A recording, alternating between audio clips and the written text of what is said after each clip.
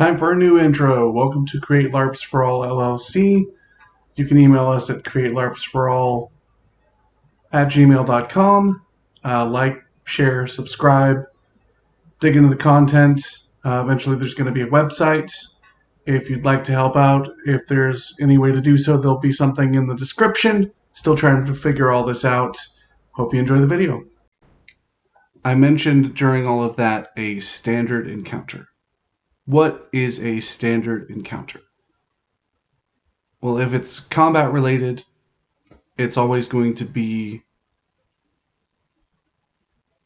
100, I think it's 80%. Yes, 80% of all players involved total hit points. So not the hit points they currently have, but this is how you basically run the math, is 75, let's say you had 4 players, 300 times 0.8, 240 hit points. If you put that in one monster, that's a big monster. They're going to be swinging 20s for all 4 of them. Let's say, how many combat rounds? 240 divided by 20, 12. So 3 rounds of combat they have to survive with that big monster to have overcome it as a challenge. It still feels like a fight. There's a chance that one of the players goes down. Probably 1 or 2 of the players could go down if people aren't swinging as hard as they can or taking the threat seriously. But it's probably not going to wipe everybody out. It'll be a fight. It'll be a battle, and people will get defeated, but it won't be the end of things. It won't feel like everyone got TPK'd. I just said TPK'd. TPK is total party kill. Even if there's no permanent death in the game, if you wipe everybody out in an encounter and they go back to town and everybody got wiped out, you might scare people off from even wanting to attempt it again. They might go, "Ooh, that was way too dangerous. We can't do that again. We need to not, risk our adventurers that way." Well, some people might be like, "Ooh, cool, challenge. Let's go. Let's do this." I know some folks that are really, they don't care about monsters taking them out. They're out there to be adventurers and fight.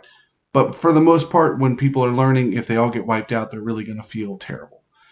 I recommend for most games, and this will also happen in the app, everything generated will usually be a standard encounter. Anything that's not a standard encounter, you have to opt into, and the ST should tell you. If an ST ever runs something that's not a standard encounter, they're being a jerk.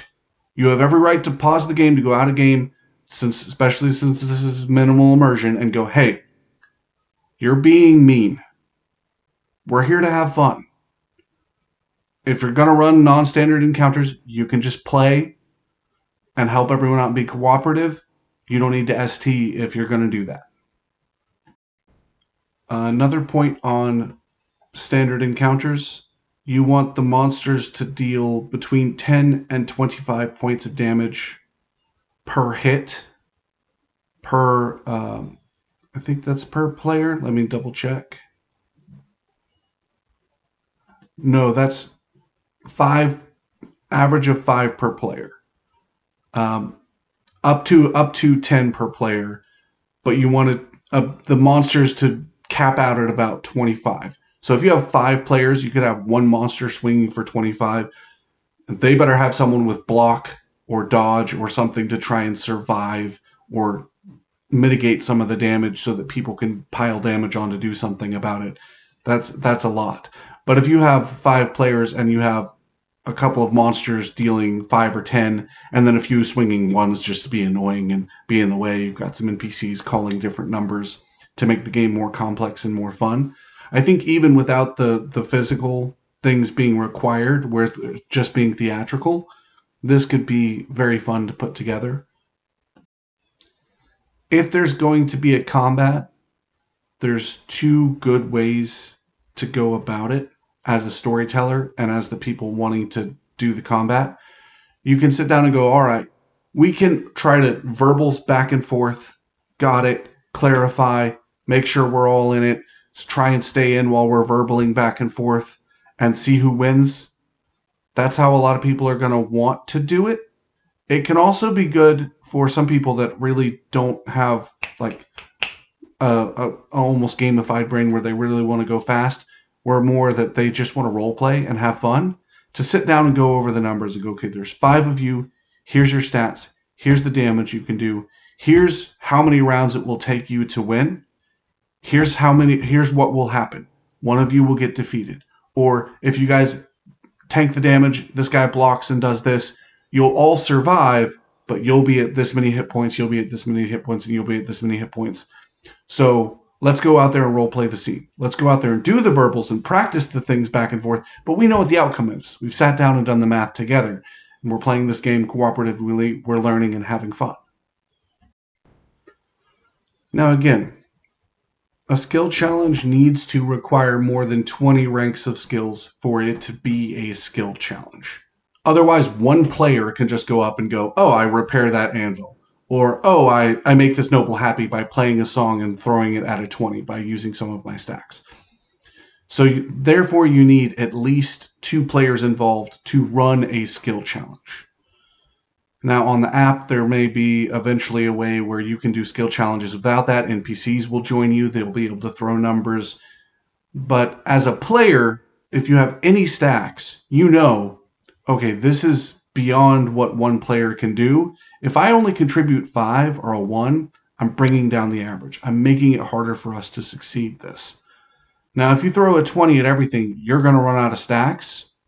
But that's how the game is played. That's how we keep it flexible and interesting, where it's like, ooh, we may have to fail some of these, especially if you get a big game with a bunch of people doing things. Even with a lot of standard encounters, people burning through stacks, going back to town, trying to stack up, but then there's intrigue going on, there's little things going on that can affect the story and change things. I really want to put my stacks towards this. Don't hang on to your stacks, but if you don't use them, you'll be failing challenges left and right, and you'll end up with a story that's the heroes really didn't do a good showing this season. People are really having a bad time because the heroes aren't going around saving the day. Hey, thanks for making it through the video. If you have any questions, again, email us at createlarpsforall@gmail.com. Sometimes I can remember things. Comment on the video, like, share, subscribe. Have a wonderful day, night, evening, morning, whatever time it is for you when you watch this. Keep being amazing.